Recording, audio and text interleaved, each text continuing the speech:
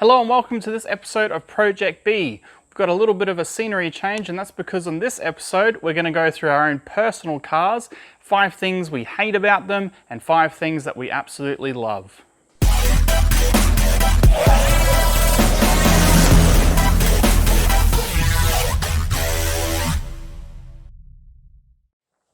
So if you've been watching this channel since the beginning, the car behind me won't be too unfamiliar to you guys. It is my 2011 Porsche Boxster S that we used for the ramen runs.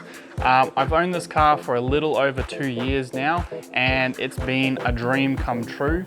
I've always wanted a Porsche. In our first initial ramen run with Morgan and myself, we went over the reasons why I love Porsche and just have loved Porsche since I found out about the brand.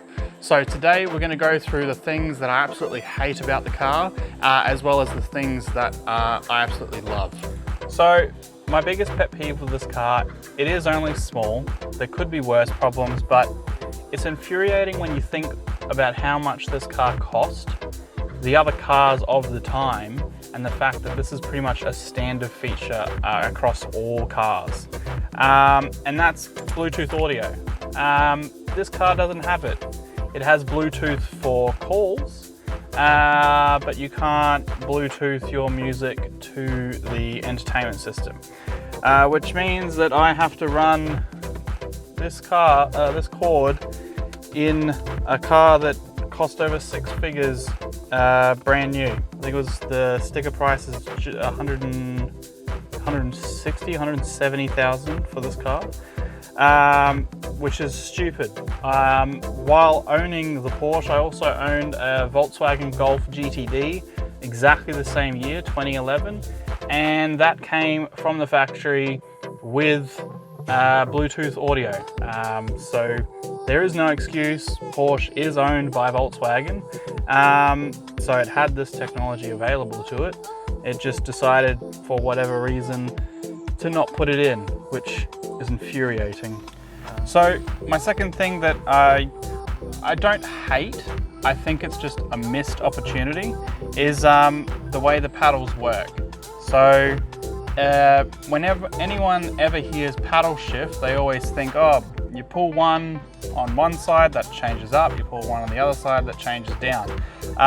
And I thought the same. So when I got this car and I got it onto the road to drive for the first time, I went to shift gear, pulled the paddle, and it shifted down. It didn't shift up, and then when it's in first gear, it won't let you shift down anymore, obviously.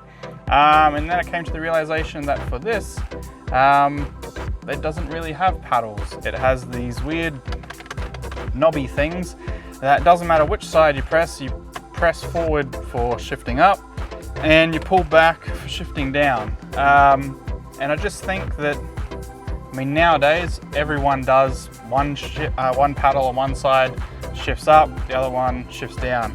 So it's just a missed opportunity.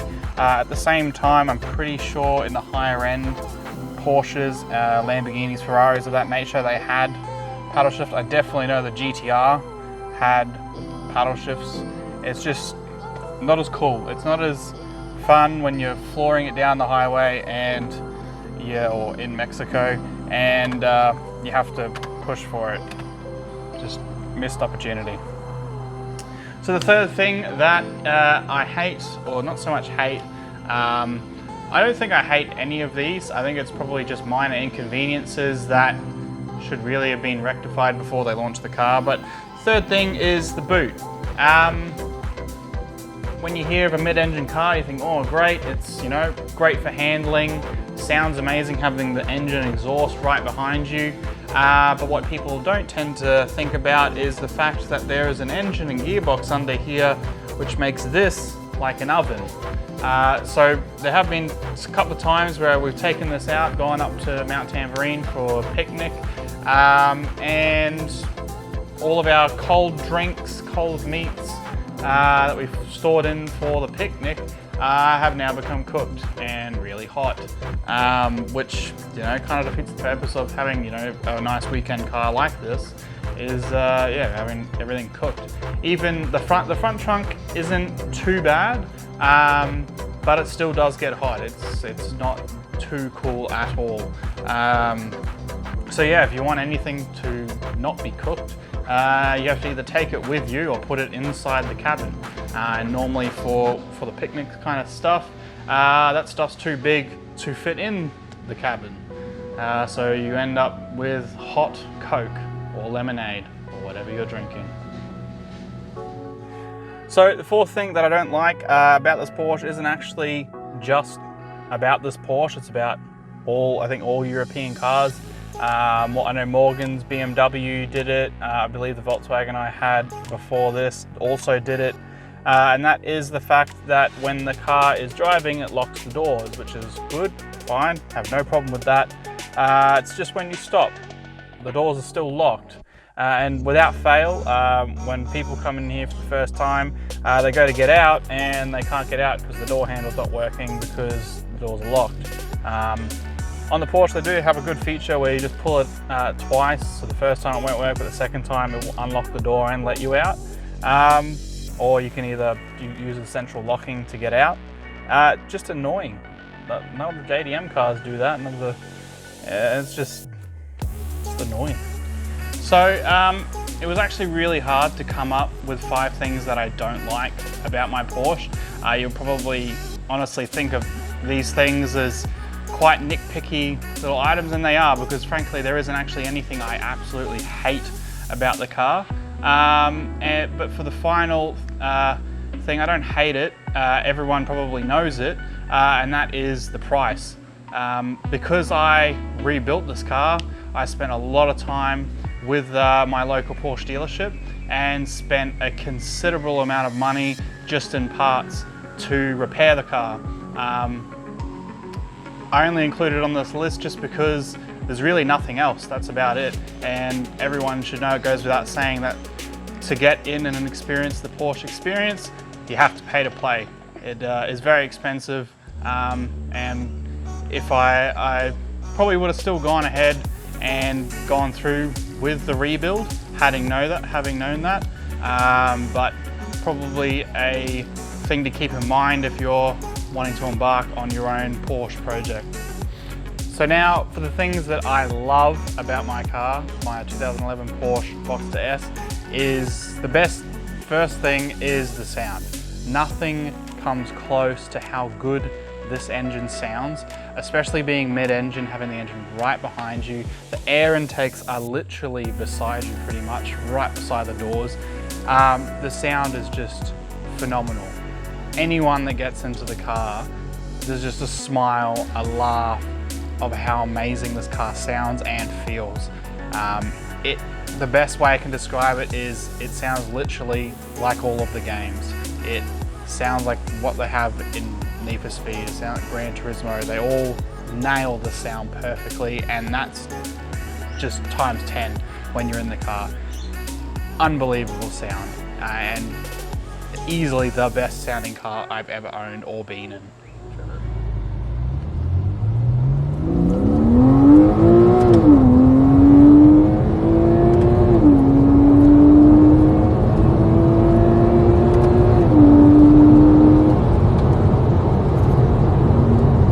So the second thing that I love most about my Porsche is how easy it is to work on.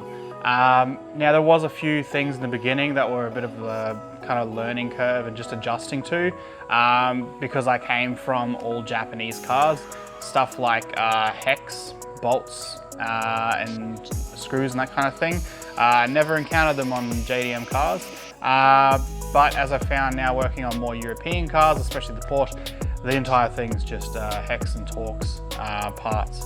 But after that, the car is incredibly easy to work on. I had to take exhaust manifolds off, do all sorts of things with the car, getting it ready to be put back on the road, and everything was just well thought out and easy to work on. Things like on my 180SX, for example, the exhaust manifold was an absolute pain in the rear end to take off, because obviously the exhaust manifold goes down and covers some of those bolts underneath.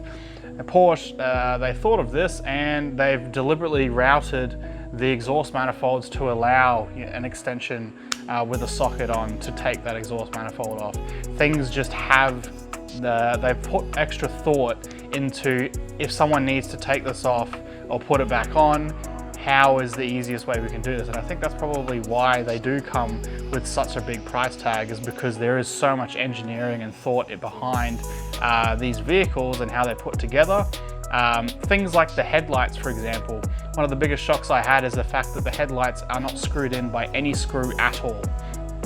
It is just one bar that locks the entire light in place, which sounds scary, but as long as the light's locked in place, it's fine.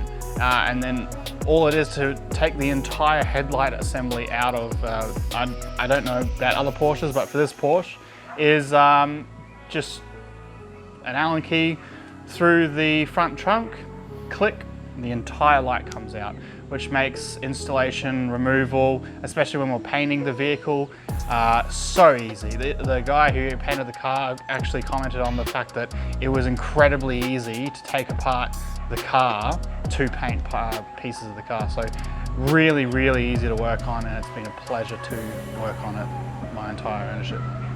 So the third thing that I love about my Porsche is the fact that it's got a valet mode. When I've sent my cars in to be worked on, especially the 180 and the Evo, getting them tuned, things of that nature, it's always in the back of your mind that you really don't want them, you know, after whatever work's done, going out and just thrashing the car around the block just because they've got the car. Now that also comes down to what shops you pick and trust and so on, but one of the easiest ways to safeguard that is have a valet mode. So this car is equipped with a valet mode, and I can set the speed limit of the max speed limit that the car can go. So for example, I set the car in for a wheel alignment in the last couple of weeks, rocked up and just set it to 20 kilometers an hour. The car won't go over 20 kilometers an hour until I've lifted that valet mode off. Awesome feature. It should be on more cars, and I just love that feature to bits.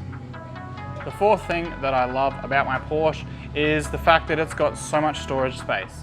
One of the biggest downsides and criticisms of sports cars, especially two-seater mid-engine cars, is the fact that they're not that practical. There's not much storage.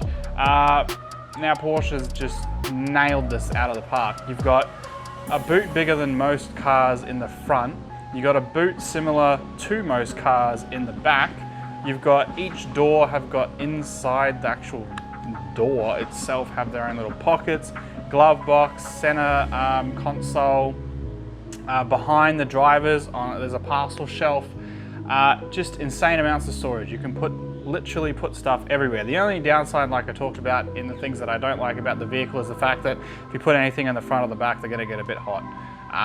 But in terms of actual storage space, there's just tons of storage all over the car, all these nice little nooks and crannies that you can store stuff, and it's great, amazing, love it. So as you can imagine, being a 21-year-old kid who's just bought a broken Porsche, rocking up to the dealership to really piece together all these parts that I needed to repair the car, I was very intimidated, very nervous about going to the dealership. I think it was the first dealership I've ever actually stepped foot in. I've never ever bought a car new, so I've had no reason to go to any dealerships. But yeah, walked in there and I was met with kindness and eager to help. They were extremely thorough. I now have striked up a really nice and great friendship with the guys and girls over at Porsche Centre Brisbane. Just phenomenal people there that helped me finish this car. And that's really important when you're working on cars, especially cars that need work, need parts, is that relationship with a dealer. I have heard quite a lot of other stories of dealers being reluctant to help people out or kind of sticking their nose up at them, but that was the furthest from the truth with Porsche. They were incredibly gracious and helpful with me fixing my car up. And then also the pedigree you get with buying a Porsche. They have been in motorsport since their inception. They are one of, if not the most successful car manufacturer in motorsport, in all forms of motorsport. They've had the, from the 959 in rallies, obviously the 911. They have their own racing class of 911s. You've got your Carrera Cups all around the world. Le Mans, you name it, Porsche's most likely been there and beaten everyone.